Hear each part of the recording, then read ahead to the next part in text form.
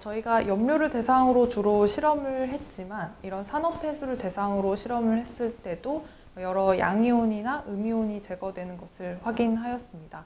따라서 이런 계면활성제를 선택적으로 선택해서 기존의 거품 분리기가 제거해온 그런 계면활성제 자체나 아니면 미생물이나 여러 미네랄 또는 여러 단백질 같은 유기물질을 제거하는 데 사용할 수 있습니다. 안녕하십니까. 저는 포항공과대학교 환경공학부 박사후 연구원 강유경입니다. 저희 연구실에서 개발한 고도산화 처리 및 기포분리 시스템을 이용한 염색폐수의 정화 방법에 대해서 소개드리겠습니다. 수중에 있는 오염물질을 물리적으로 제거하는 기술에는 여러 가지 방법들이 있습니다.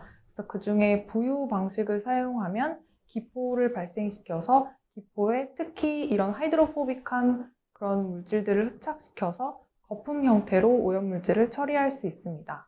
그래서 이 부유는 주로 기포분리 원리를 사용하는데 이 기포분리는 제거하고자 하는 오염물질과 반대 전하를 가진 그런 계면활성제를 주입하여서 이 두 물질 간의 컴플렉스를 형성시키고 이 컴플렉스가 기포에 흡착되어 떠오르게 돼서 거품을 형성하게 됩니다. 그래서 이 기포 분리는 주로 이 폼 프랙셔네이터, 거품 분리기 형태로 많이 사용이 되는데요. 이 거품 분리기는 비교적 적은 에너지나 공간을 소요해서 다양한 오염물질을 정화시킬 수 있고 또 간단한 원리를 사용하기 때문에 쉽게 스케일을 조절할 수 있습니다. 그래서 이 거품 분리기는 지금까지 계면활성제 자체를 제거하는 데도 사용되어 왔지만 미네랄이나 여러 가지 유기오염물질을 제거하는 데 사용되어 왔습니다. 이런 기포분리 같은 물리적인 방법 외에도 이런 기존의 수처리 기술로 제거할 수 없는 그런 오염물질을 제거하기 위해 고도산화 처리 기술이 사용됩니다. 그래서 보통 오존이나 UV 그리고 과산화수소를 이용해서 강한 산화력을 가진 하이드록실 라디칼을 발생시키게 되고 이 라디칼은 이런 다양한 화학적, 생물학적 오염물질을 산화시켜서 제거할 수 있습니다. 그래서 과산화수소와 이산화망간을 조합하면 이 기포분리와 고도산화 기술을 동시에 이용할 수 있습니다. 그래서 이 과산화수소가 이산화망간에 의해서 분해되는 과정에서 산소가 발생하게 되고 이 산소가 기포분리를 위해 사용되게 됩니다. 또한 산소뿐만 아니라 하이드록실 라디칼이나 하이드로젠 페록사이드 같은 산화력이 강한 라디칼이 같이 생성되면 이 라디칼이 이 폐수 속에 있는 오염물질을 산화시킬 수 있습니다. 하지만 이때 이산화망간만 사용하면 기포 분리 과정에서 이산화망간 입자가 유실될 수 있기 때문에 저희는 저희 연구실에서 개발된 코어에는 마그네타이트가 있고 이 껍질은 이산화망간으로 감싸진 이런 나노 컴포짓 입자를 합성해서 사용하였습니다. 그래서 광학 현미경 이미지를 보시면 이렇게 표면에는 꽃 모양으로 이산화망간이 덮여 있고 그리고 코어에는 이렇게 마그네타이트가 있는 이런 구조를 보실 수 있는데요. 저희는 기존에 합성된 마그네타이트에 이산화망간을 씌운 그런 비교적 간단한 방법을 이용해서 수열 반응기로 입자를 합성하였습니다. 그래서 다시 한번 말씀드리면 저희는 라디칼을 발생시키는 이런 AOP, 고도산화 기술과 그리고 기포로 오염물질을 물리적으로 분리시키는 이런 기포분리 시스템을 융합한 그런 기술을 개발하였는데요. 그래서 저희는 코어에 마그네타이트가 있고 표면에 이산화망간 쉘이 있는 이 입자와 과산화수소를 조합해서 라디칼을 발생시켜서 오염물질을 산화시킬 수 있는 이런 고도산화 시스템을 AOP라고 하였고 그리고 여기에 안정적인 거품을 형성할 수 있는 계면활성제를 추가한 시스템을 어드밴스드 ABS 시스템이라고 하였습니다. 그래서 사진을 보시면 메틸렌 블루를 대상으로 실험을 했을 때 AOP는 별로 색 변화가 없었지만 이렇게 계면활성제를 넣었을 때는 5분 이내로 이렇게 폐수 표면에 안정적인 거품이 형성돼서 오염물질을 분리할 수 있었습니다. 그래서 저희는 이런 반응기 하단에 자석을 두어서 이 입자가 반응 도중에 유실되는 것을 최소화할 수 있었습니다.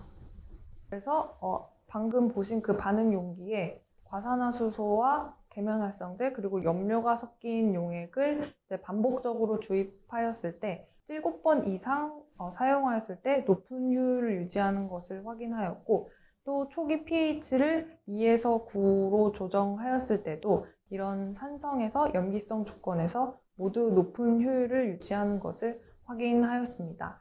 그래서 소량의 입자만 사용해도 장기간 반응성을 유지할 수 있는 측면에서 경제성이 있고, 또 폐수가 다양한 pH를 가지고 있을 수 있기 때문에 그런 여러 폐수에 적용될 수 있다는 것을 확인하였습니다.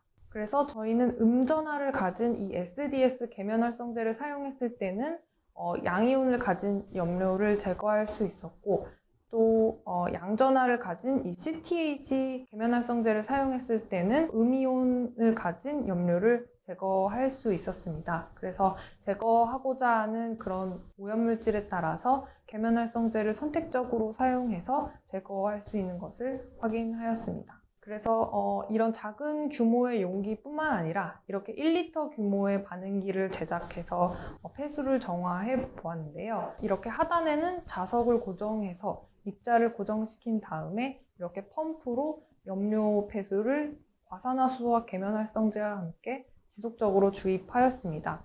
그리고 진공 펌프가 연결된 이런 빈 용기도 같이 연결해서 자동적으로 거품을 제거하는 시스템을 개발하였고, 이 시스템은 염료가 포함된 깨끗한 물과 강물에 대해서는 상당히 높은 효율을 보였고, 여러 가지 성분이 함유된 산업폐수에서는 효율이 조금 떨어졌지만 그래도 50% 이상의 효율을 보이는 것을 확인하였습니다. 그래서 정밀한 이런 분석 기기들을 통해서 이 반응 과정에서 망간의 변화와 그리고 발생하는 다양한 라디칼들을 확인하여서 2019년 워터리서치 논문에 이 주제로 논문을 출간하기도 하였습니다. 이 기술의 장점은 한 가지 원리만을 이용해서 오염물질을 제거하는 것이 아니라 고도산화 처리와 기포분리라는 두 가지 원리를 이용해서 오염물질을 제거할 수 있다는 장점이 있고, 또 제거하고자 하는 그런 오염물질에 따라서 계면활성제를 선택해서 오염물질을 분리할 수 있습니다. 그리고 보통 폐수 처리 시설은 에너지나 공간이 많이 소요되는 이런 교반 시설이 필요하지만, 본 기술은 그런 교반 기술이 필요 없기 때문에 그런 측면에서 경제적인 점에서 장점이 있습니다. 그래서 기존에 이제 개발된 이런 거품 분리기에도 적용할 수 있을 것이라고 예상되고, 또 전하가 있는 물질이라면 다양한 유기, 무기 오염물질을 제거할 수 있을 것으로 예상하고 있습니다.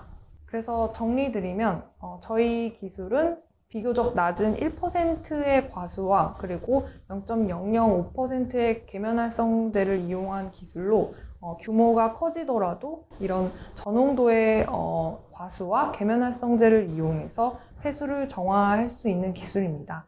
그래서 비교적 간단한 원리와 과정이기 때문에 얼마든지 이런 스케일업이 가능한 기술이라고 생각하고 있습니다. 그럼 지금까지 저희 고도산화 처리와 기포분리를 융합한 염료 폐수 정화 기술에 대한 소개를 마치겠습니다. 감사합니다.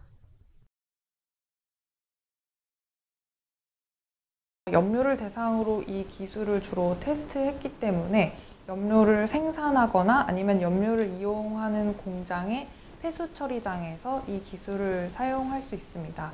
그래서 한 가지 종류의 염료에만 효율이 있는 것이 아니고 다양한 종류의 염료에 효율이 있는 것을 확인했기 때문에 다양한 그런 염료 산업의 폐수 처리장에 사용할 수 있는 기술입니다. 스케일업을 하기 위해서는 이런 과산화수소나 계면활성제를 주입하는 과정은 단순하기 때문에 입자를 대량 합성하는 것이 중요합니다. 저희가 입자를 합성할 때 사용한 방법은 일반적으로 상용화돼서 판매하는 마그네타이트를 이용한 것이기 때문에 이런 마그네타이트를 구해서 이런 망간 이온이 포함된 용액에 고압과 고온 조건으로 입자를 합성하는 것이기 때문에 얼마든지 스케일업이 가능해서 대량 합성이 가능해서 이 기술 자체도 스케일업이 가능합니다.